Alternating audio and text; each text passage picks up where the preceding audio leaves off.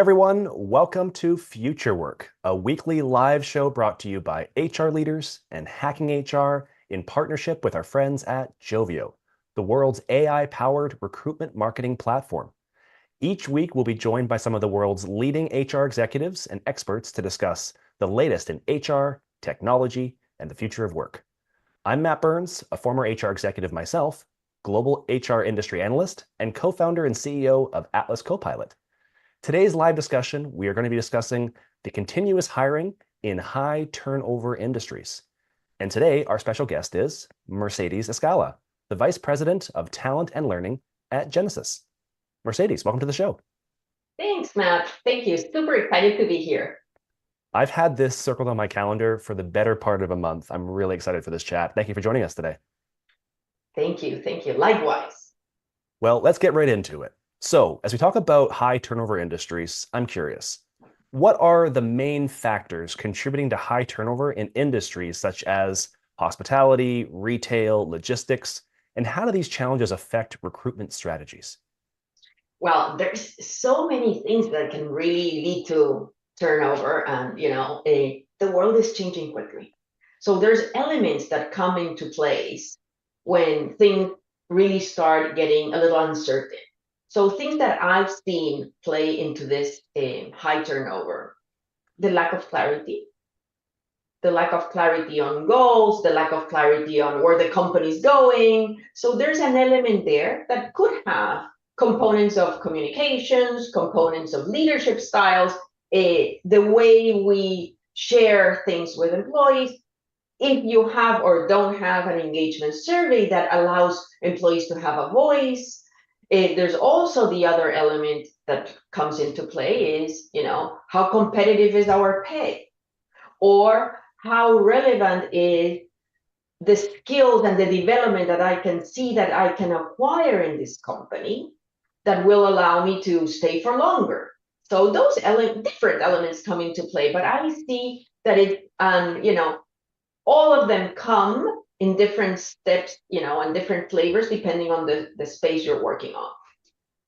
I think you're spot on. And I think when I think about the time that I've spent in the HR industry, and you and I have spent about the same length of time in the industry, we've seen definitely trends over the years. When I first started in HR, it was very much a hiring manager industry where, for example, there were a lot more candidates than there were roles. So as a consequence, organizations took a very discerning view when it came to talent. And at the same time, I would argue they probably didn't spend as much time thinking about the things that you mentioned: career succession, compensation, engagement. They kind of took that for granted. And now we've entered into a space where it's almost inverted, where there are more opportunities than candidates, especially in those hard to fill roles. We're seeing this resurgence of organizations looking at those elements because they understand it's the necessary price of admission to attract top talent today. Agree. And, it's loud and clear. The questions candidates are asking are changing because their interests are in other places.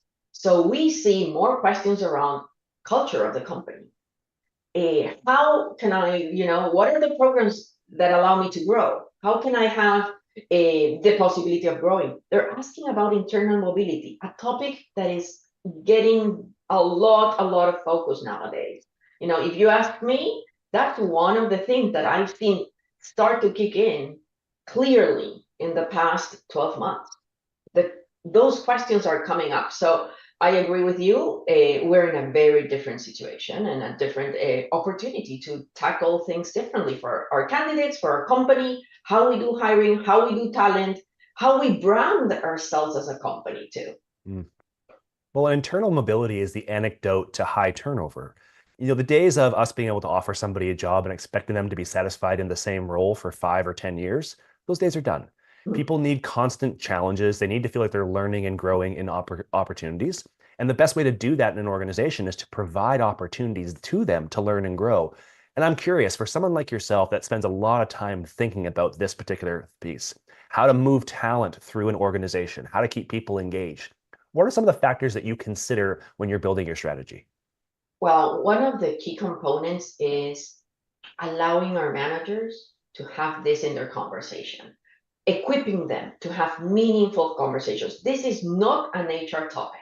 This is a business topic that we need to equip managers with, because what's in there, the big element is the skills we need as a company, the skills we have, and how do we help the people that are ready to even know where they could go. So from a succession standpoint, the clarity around that process. And then for those that might not even be thinking about internal mobility, how can we assess those employees that have the right skills to actually upskill to something?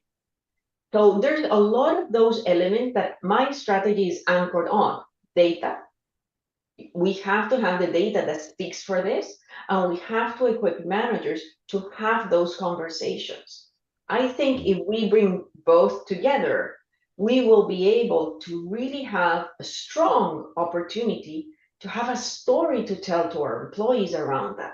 It's not just something that happens because of the alignment of the stars, or because you had a good sponsor and well you're lucky you have somebody in. No, we have to make sure that there are elements that speak to who you are as a company, that make that internal mobility storyline strong, and something people believe on, something people need to be putting their effort on, because internal mobility doesn't happen on a piece of paper. Internal mobility is something that you need to be with intention working towards, both from a manager and company perspective and from an employee perspective. It's just not going to happen because somebody looks at an Excel file and bingo, there was a match.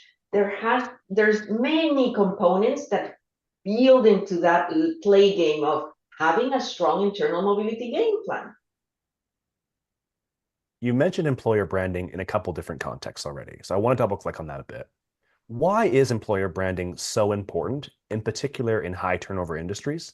And how can organizations position themselves as attractive employers of choice? Well, employee branding, it's a company branding. And I am delighted to see that, because I've been a huge sponsor of employee branding for many years in my career, and I can see that things have changed. Now business wants to showcase what we do with our employees. It's part of who we are. It's walking the talk. You want to be an excellent customer experience company or a retailer. If you don't have a strong employee satisfaction element that allows your employees to talk to others and to transpire what the company looks like, you're not going to move the needle really. So I think from an employee branding, strategies that really work, first of all, is the authenticity. For me, that's a key component of employee branding. You can say to the world everything. There's ways that nowadays everybody checks on how the company works. There's definitely a way of checking on social media, checking on elements around, if I want to go and work for a company, I can quickly see how employees are feeling about this company, how I could talk to people that have worked there. How are people talking about your experience in a company is super important. So just not thinking about the brand being something that's okay, I'm going to launch something flashy, nice, and engaging. The company brand is what transpires in an everyday situation. It's our culture coming to life.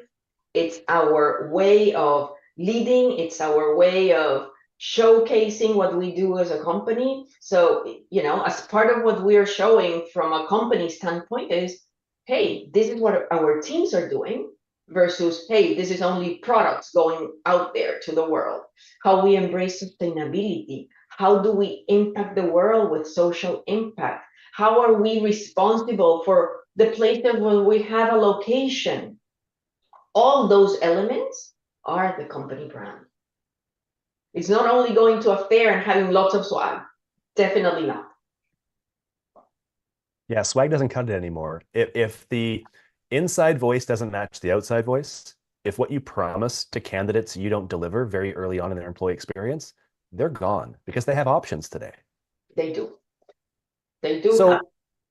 when we think about hiring and in particular, hiring in high volume environments, I think about the need for continuous improvement and the idea of having to put process in place because it goes beyond just simply intention. Intention has to match scale because if we're hiring in a business where you're bringing on hundreds, if not thousands of new employees, you want to create consistency. You want to create uniformity where possible. And yet you're also balancing that with a degree of personalization to your earlier point. People want different things. So from your experience, how do companies manage continuous hiring effectively in those fast-paced, high turnover environments? Well, what I've seen work well is the ability to have a feedback loop, the ability of continuous learning and listening. That's where the true iteration comes to life. I think it's super important to celebrate when we hit, we've delivered something great. And I am a huge supporter of appreciation, celebrating those moments. But it's thinking about what's next. How can we iterate? How can we improve that? It's what's going to be a game changer in your whole process. I don't believe that, nowadays nothing just stays current for too long. Even the best process in place with the best tools, there's always an element of, well, we could have, combined this differently. Cater to your audience too, because audiences are changing. I know we have this tendency to try and categorize, for example, generations. And, yes, there is some elements of that can help us craft our programs and processes. But there's always an opportunity to constantly change because the uncertainty and transformation that we're going, that's happening in the world, even if we don't ask for, it happens.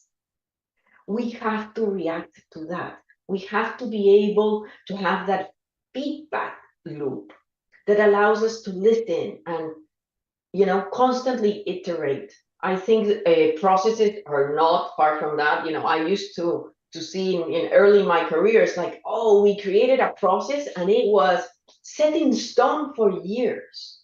Mm. And people would go back and say, oh, no, this is the way we've done it and it's sacred. No longer that. Like it's constant iteration. So there's elements there that, and I think the biggest opportunity always lies on listening. I agree. And not only are processes more malleable and ever changing, but processes now are much more candidate centric. I think a lot of the processes that I built early in my career, they were very much company centric. They were administrator centric. We tried to make our own lives in HR easier in handling high volume environments because we didn't necessarily have the tools to support screening or placement of thousands and thousands of applicants.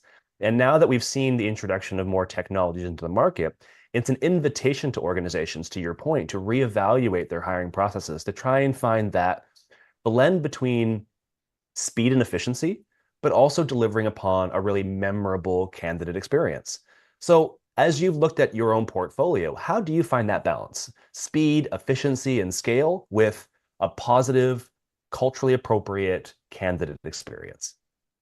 You will be surprised that I will tell you that we need to slow down in some place.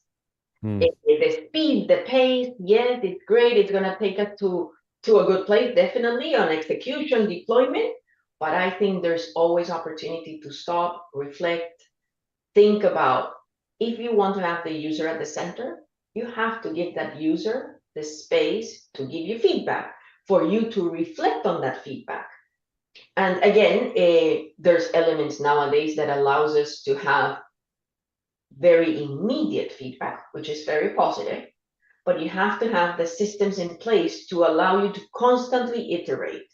I think there are elements that can definitely be tackled in a very fast-paced way.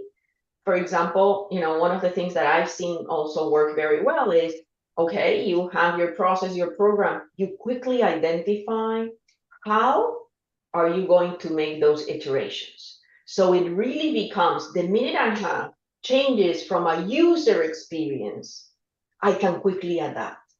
it sounds very crazy to start something with the elements of, when we change it, where do we change it? Instead of reviewing the whole thing from head to toe, because that element will be your help to accelerate that pace. But then you will need to slow down, to listen, to reflect, to think about that user experience, which has to be at the center. Yeah, and I love the advice to slow down. I think we could all take that advice in a number of contexts. I certainly can. Slowing down sometimes is absolutely the right decision, especially when it involves people. So I love the fact that you said that. Yep.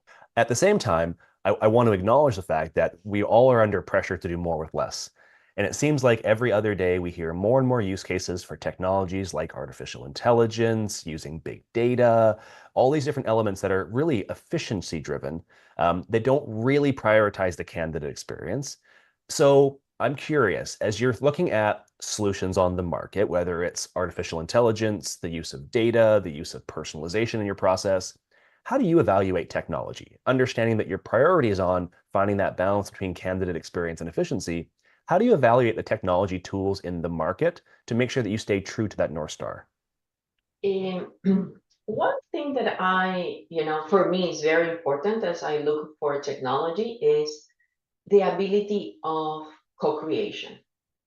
I think there's always an opportunity to do that. I'm a huge proponent of that. I don't believe anything that comes off the shelf will really be an answer to what we're seeing, especially because I am somebody that really believes in user centricity.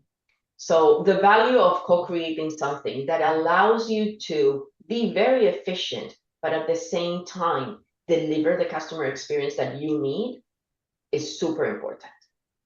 So having that opportunity to loop in that feedback, the iteration, and I would say, as we think about what we need, I think there are elements of efficiency that definitely we need.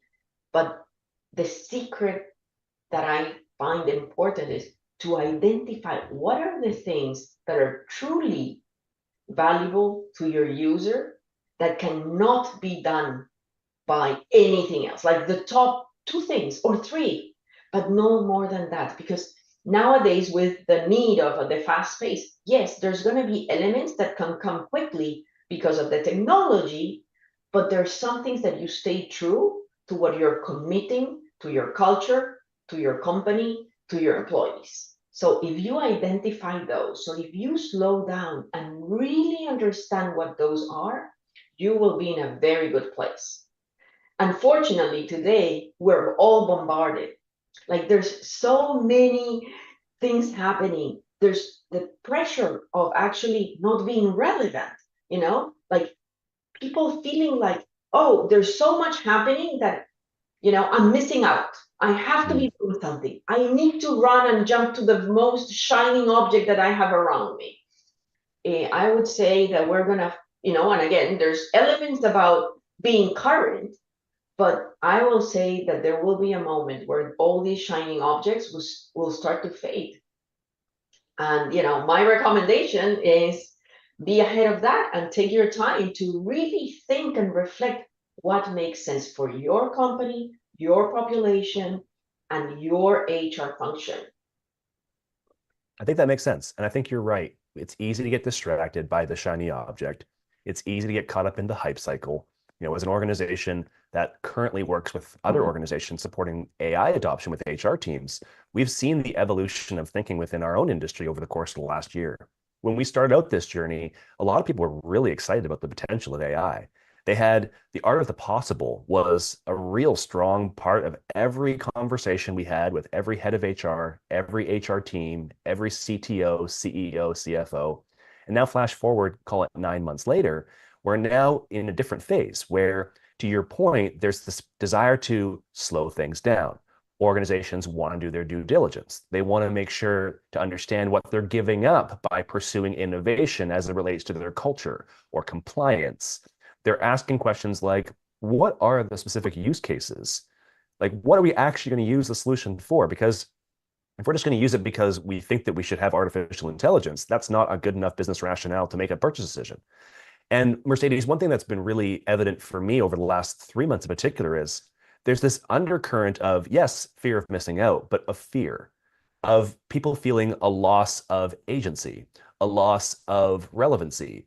And in a world where a lot of people attach their self-worth to their jobs, to understand that a technology might disrupt that is a very jarring concept to wrap your head around. So it's really incumbent upon technologies to understand the human side of innovation, because ultimately you can go out to the market and spend lots and lots of money on really, really fancy solutions, but it's ultimately people that are going to implement them, people that are going to configure them, and people that are going to leverage them in their day-to-day work. And if you miss that step, you're going to have a lot of really shiny things sitting on your desk and not a lot of use cases for them. So I think you're spot on in that regard. And one of the things that I've been reflecting actually in the past month, because we're doing a lot of things that make our company focus on leadership development, management development, how our managers can really, take the lead on some things. But the first thing I will say, managers are overwhelmed. We're asking so much of them. People stop that. Like, it's really gonna break them in the process. And I think that's where the reflection comes in. What is it that you can help them with that allows them to really focus and pay, attention to, but does not break them in the process? There's so much being asked. So again, technology plays a big, big role. Um, but when you do technology, you have to implement a lot of change management. That, get what? The vehicle for the change management usually is the manager. So at the end, there's elements, and as we've been thinking about our leadership and management development, again, it's my question about what do we do that really makes sense for them? Having to constantly bring that back to the table with that user centricity that I was sharing at the very beginning. It's important to think about how we do things, because those shining objects, yes, they're very shiny, but you have to introduce them to your company, get the adoption, have a story behind that. There's so much. It's just not, hey, wow, this is gonna just change our lives. Nothing changes anybody's life. Like, really, nothing does. It's how you put the attention and intention to use something that can change somebody's life. And for that, you need human beings. You need people that tell the story. You need people that walk that talk. That does not come with technology. No. And it doesn't happen quickly. Back to your comment around slowing down. The Yes. pace of change will occur at the rate it's meant to occur. Yes, you can compel change, and in some cases, you want to give clear instructions. If there's a fire in a building, this isn't the time to do consultative, collaborative coaching. Everyone leave. It's a safety issue. But none of these things we've talked about, whether it's a talent strategy, whether it's a technology procurement, these are not urgent items, though they may feel very urgent, and urgent energy may be applied to them. They really are things that take time. And your comments around co-creation, I think, are spot on. One of the things I like most about my job today is I get a chance to sit down with HR teams and talk to them about what the challenges they're facing and provide a sense of relief to them. Because if you can connect a solution to a problem, now it doesn't just become an extra thing they have to worry about doing, or another thing they have to learn, or another password they have to remember. It can become the salvation so that they can redirect their finite time and resources the things that they actually want to do. For 20 years in HR, I spent a lot of my time thinking about how do I get my team away from spreadsheets and in front of the actual people that we should be serving, which in our case were internal customers. How do we connect human resources people that are wired for connection, that are wired for relationship, up in front of their computer screens and into the real world where the work is actually happening, where they can actually get a pulse of what's happening in the organization. And that's a really hard balance to strike when there's, to your point, a constant need for change, a constant need of innovation, a constant need to prove something to each other. So I think, to your point, it's finding that balance and being able to kind of hold the line sometimes and just let people understand this is where the organization is at. We're at a capacity issue. We need to slow things down. Or if we're going to add something, what comes off the plate? I don't know about you, but I'm terrible at doing that. I'm always good, easy to add stuff to the plate, but what has to come off because we don't have infinite resources and time and energy. You will eventually, it's pay me now or pay me later. You will have a consequence if you continually overburden your people with change. So I'm curious, you mentioned surveys, you mentioned managers. These are two of the most impactful and compelling ways that organizations can get a sentiment of how that looks. I'm curious, do you also see evidence of overwhelm or of capacity issues when you're building talent strategies? Do you, for example, have less people signing up for succession plans? Do you have less people open to internal mobility when they're overwhelmed? What's the consequence to a talent strategy when an organization is at its own capacity? Definitely a lack of adoption of anything. Anything, it could be great, but the lack of adoption, the lack of actually owning that space. There's a difference about consuming things and actually acting on things. You could even get people to consume your things, but that's not going to change behaviors. It's not going to drive the change that you want to drive. I think my biggest thermometer is the lack of adoption. For me, that's the thing that I look at the most. And again, as we learn, we've also understood that it's important to cater for the different audiences. To understanding what are the spaces that we need to inject some things, and maybe not all across the board. In a thinking efficiently, it would be ideal to have something that you go and, okay, this is for everybody, and go, consume it and be new. That doesn't happen. So this element about understanding who are the players, how can we help them, meet them where they are. It's very easy to say, hey, we are bringing you this, it's great, it's perfect for you, we've thought of this, it's a program that will allow you to lead. But we are asking them to do something on top of what they're doing. So there's an element there. And I think HR is changing, needs to change even more. This is about parking the ego at the door and working with the business, because things that we are doing, it's a business thing. It's not an HR thing. It's not about HR doing something. It's about how can I collaborate with a business unit, and the business unit will own that space. And that is okay. And actually, it will be excellent way of getting the adoption, getting the traction, because it's how they're working. So there's a lot of elements that I think are changing, need to change even more. But those little nuggets of seeing how, as HR, we collaborate more, we partner, we understand where you are. You're going to be doing this from on the business side of the world, and I'm expecting you to do this on top of that. Well, maybe that's not the best idea to do it.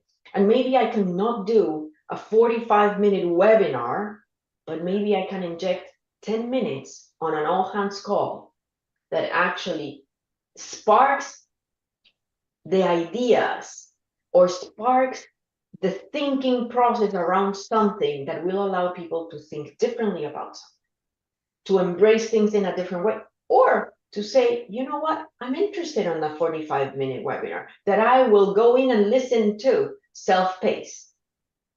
So those are the things that I'm seeing that really, influence my talent strategy, influence how we do things. I really want to be in a place where I'm constantly thinking about what's next, what can we do different to make it better, like the making it better. And it's not about not acknowledging the great job we do, it's about making sure that we are helping our users. Well, and change of any kind, whether it is change in terms of skills, change in terms of culture, change in terms of routine, is infinitely easier to bring forward when it's pull, not push.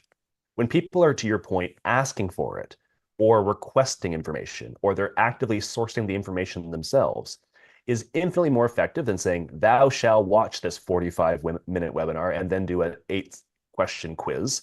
I mean, some things require that when it comes to compliance training, but the vast majority of learning should come from a place of curiosity, from a desire to learn and grow.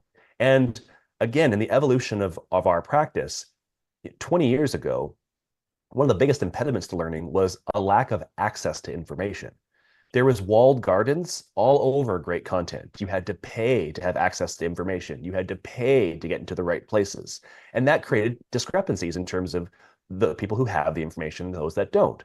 And now, as we sit here in 2024, where knowledge is largely democratized, where everyone has access to everything, you can do a lot of learning watching YouTube videos or going on doing free online courses through a number of universities. The challenge today isn't access, it's how do you synthesize? How do you curate? And then to your point, what do you do? How do you apply the knowledge and the lessons into your practice? And I'm guilty of that as well. I can watch 5 or 10 YouTube videos and feel like I know and I feel like I have more knowledge, but did I actually do anything different the moment I stopped? Did I actually change my behavior? Did I actually, bring something different to my practice? And more often than not, the answer is no. So I've been trying to gain more awareness around that because, to your point, so easy to passively consume.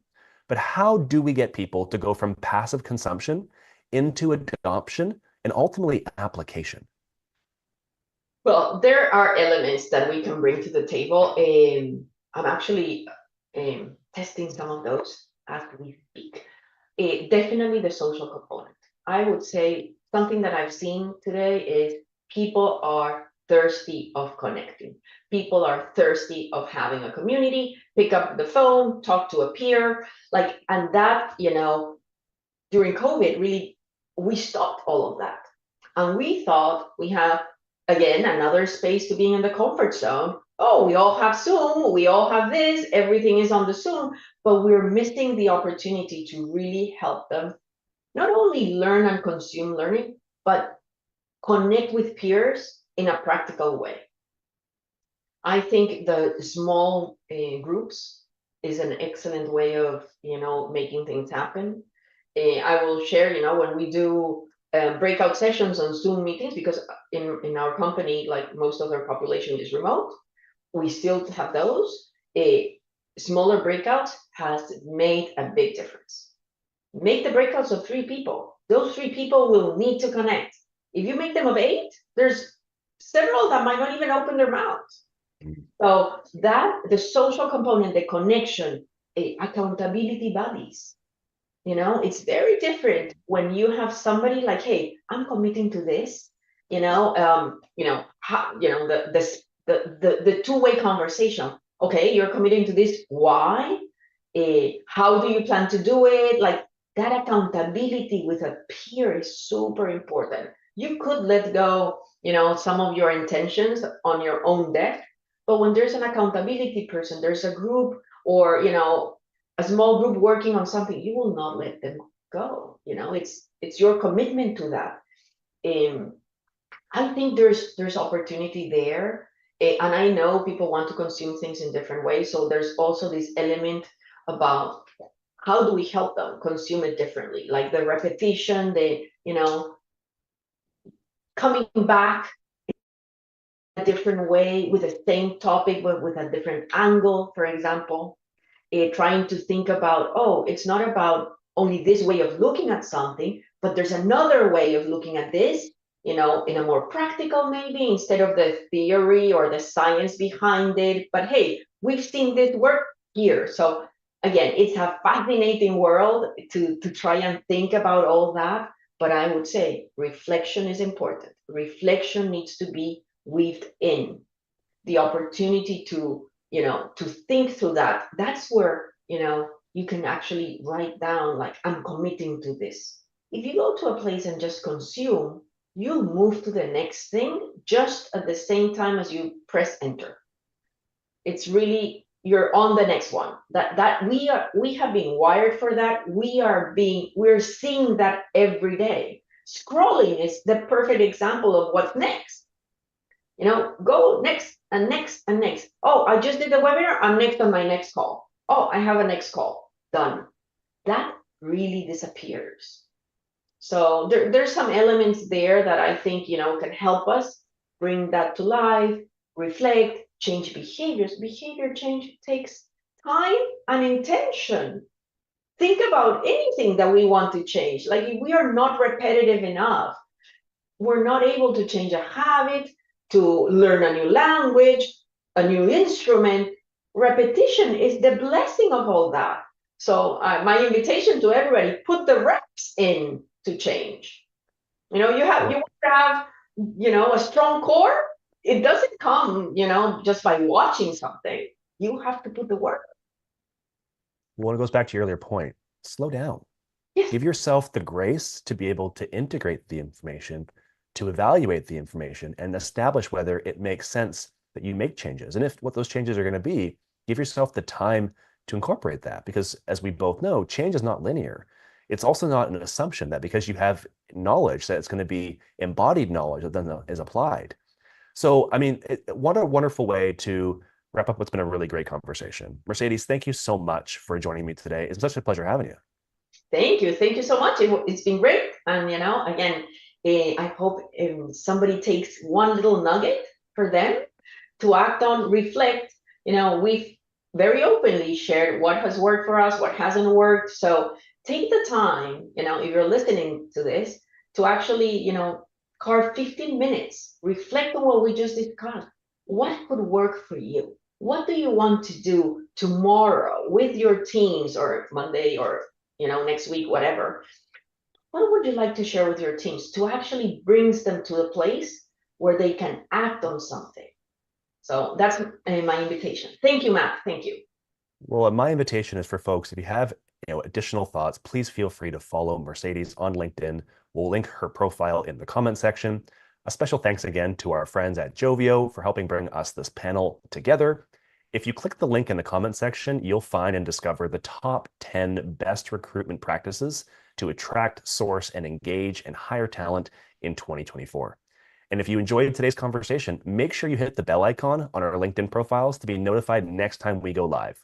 We do this every Friday, which will be the same time for our conversations, which is going to now next week focus on how does talent help organizations deliver on their value proposition. Stay tuned for that. And apart from that, enjoy the rest of your day and your week, and look forward to seeing you guys all at the same time next week. Have a great weekend.